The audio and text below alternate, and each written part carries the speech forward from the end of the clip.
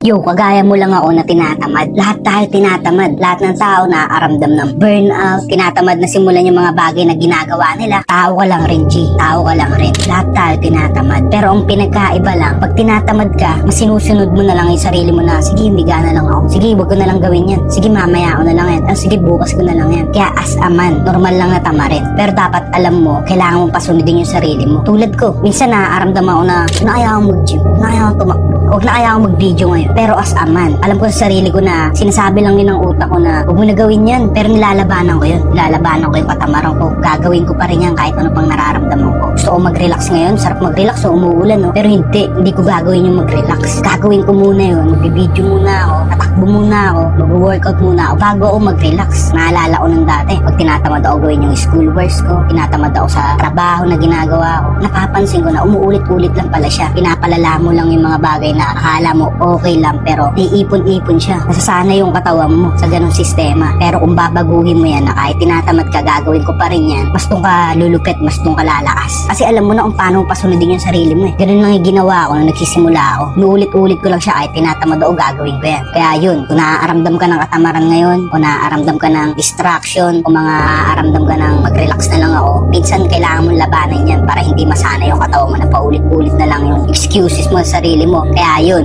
keep it cold, Maji.